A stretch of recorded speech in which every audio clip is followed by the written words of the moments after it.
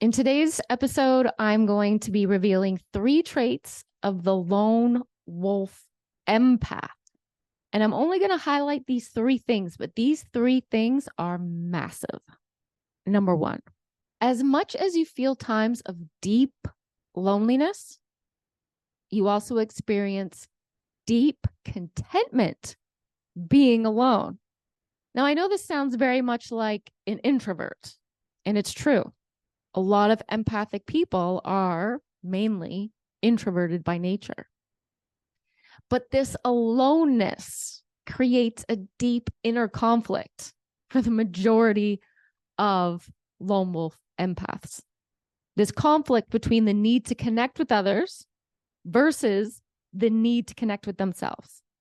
And this conflict arises from conditioning, from societal expectations, from just how our world is constructed and the messaging that we receive all of our lives that you need to form connections. But for the lone wolf empath, the most important connection that they need to form is with themselves. Now, because they are such deep feelers, this is a very specific trait about empathic people, that they feel things very deeply. And so being around other people is going to require more energy. And being around other people must be planned carefully. And a lot of lone wolf empaths are going to spend what feels like a lifetime trying to figure this out, carefully curating the right type of people to share your energy reserves with is an important lesson. And it's one that's unique to lone wolves because they're learning that although the path is alone on their own, it's also to form a pack that is on their own terms. Now, they cannot be careless in this regard. They must be discerning who they spend their time with. And as I've said it before, they are prone to attracting many a toxic wolf on their path. And they're going to have to face periods of aloneness when they've realized that they have to eliminate these types of people from their life. Being alone is one thing, but their alone time is absolutely necessary for their survival. They will also have to come to terms with the amount of alone time that they actually need, because it's often found to be excessive in comparison to what they have been giving themselves, or in terms of what they thought was normal. You see, the main reason lone wolves struggle so much is they fail to accept this within themselves, and they'll label themselves as loners or even feel depressed with the amount of alone time they are spending with themselves. But this is necessary. It's a very important area of personal development for the lone wolf to be 100% accepting of their time alone. This is what's going to allow them to release that self-judgment and negative view of being alone.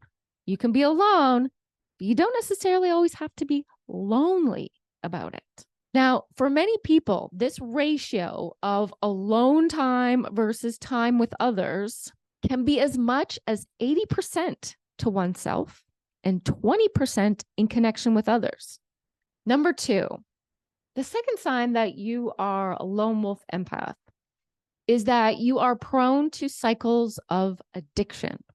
Now, when I talk about addiction, it might not be in the traditional sense that you're used to hearing about, because this addiction might not be to a substance, but it can also be to a person, which is why the lone wolf empath, as I stated in number 1, is subject to that periods of aloneness versus loneliness. And they need to get really comfortable with their alone time, because otherwise they're going to allow other people to come into their life that they form addictions with. And the most classic form of this type of addiction is the trauma bond. A trauma bond is typically characterized by somebody idealizing you. They put you up on a pedestal. They see you as the best thing since sliced bread. They tell you you're their soulmate. They've never met anyone like you. And there is a quick falling in love in these trauma bonds. Too quick, actually. And the lone wolf empath, being somebody who feels deeply and is struggling with being alone, will fall prey to this type of addiction, the addiction of a trauma bond. This cycle is characterized, like I said, by this first idealization phase, which is like the love bombing phase. But afterwards, what follows is something called devaluation. Somebody who used to hold you on a pedestal now is trashing you and devaluing you and making you feel like trash. And then is the discard phase, where they actually kick you to the curb like you are trash, and you're left feeling that way, which the lone wolf empath will return to that feeling of loneliness and isolation. And to avoid that feeling of loneliness and isolation, they will re-enter the cycle of the trauma bond. They will continue in this cycle with somebody who is unhealthy for them due to the addictive nature of this cycle. Now, this cycle can be experienced by a parent, a partner, or even a friend. This cycle is also very similar to an alcohol addiction, because alcohol can also be idealized, and it is in our society. It's very idealized. People get excited to go out on the weekend and get trashed.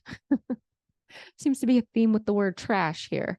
Alcohol can be idealized and used as a celebratory, uplifting experience, but soon the person who's using alcohol finds themselves devaluing themselves in their use of alcohol, shaming themselves. Oh, why'd I have to drink so much? Oh, I said things that I wasn't supposed to. They feel the guilt. They feel the shame. They feel that hangover. They've got low energy, low motivation, and then they'll end up discarding themselves in one way or another. This can look like self-abandonment, giving in to the addiction cycle as they feel a lack of self-worth. And without the alcohol around, they feel even more withdrawn. The cycle here, as you'll see, can be related to anything that is unhealthy, that in the beginning lifts you up, but then later makes you question your worth and finally leaves you feeling like a piece of trash. But you keep going back because you remember the good times and you remember how it did make you feel good at the start, and maybe this time it'll be different, but it never is. Our people-pleasing behaviors that we get addicted to because of the validation that it brings us from others. But before too long, we find ourselves not only devaluing ourselves, but also devaluing the other person as the resentment builds, and then the discarding them, ignoring them, or ghosting them because they've become too much for us to manage, and we go through the withdrawal effects. Just like any other addiction, it will run its course and become unmanageable.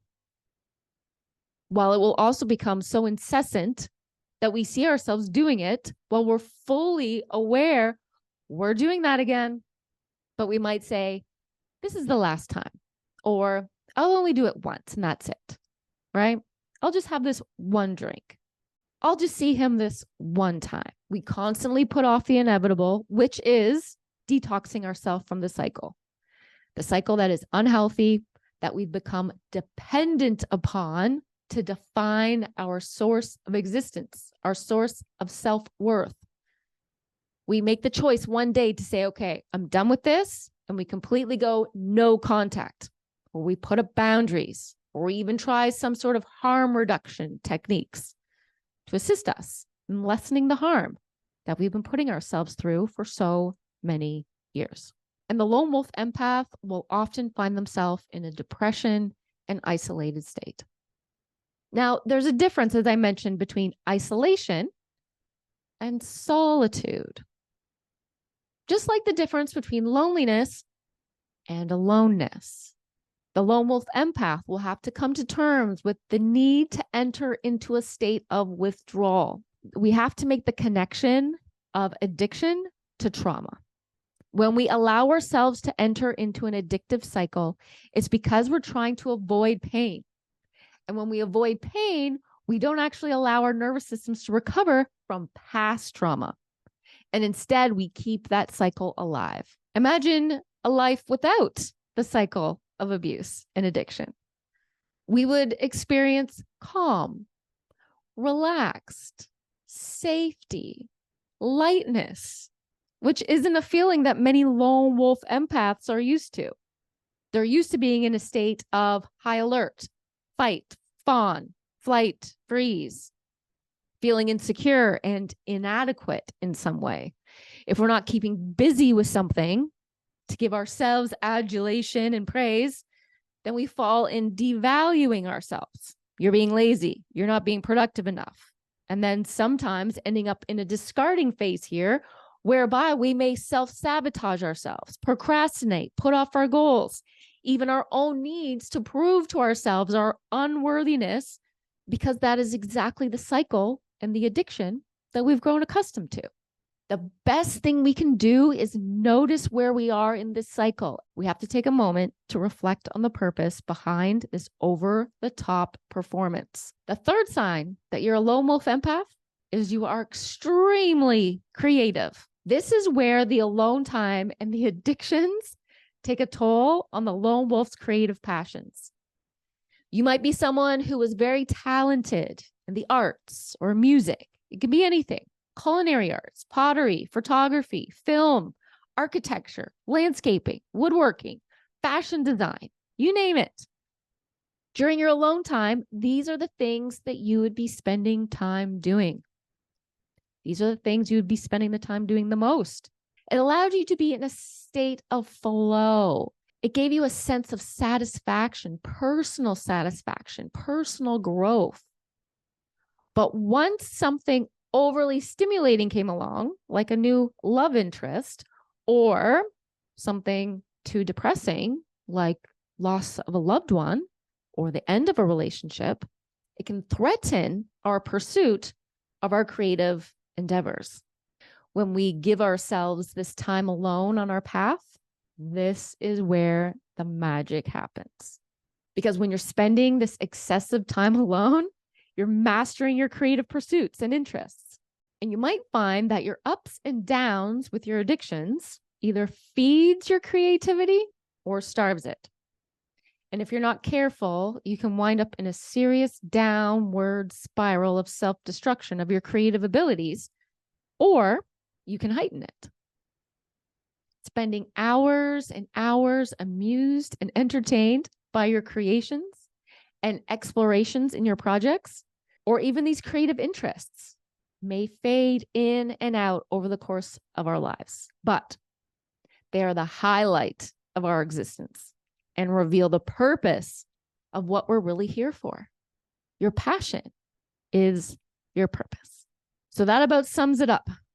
A really key feature that I want you to take away in all of this is understanding the cycle of addiction and how it relates to our accepting of our alone time.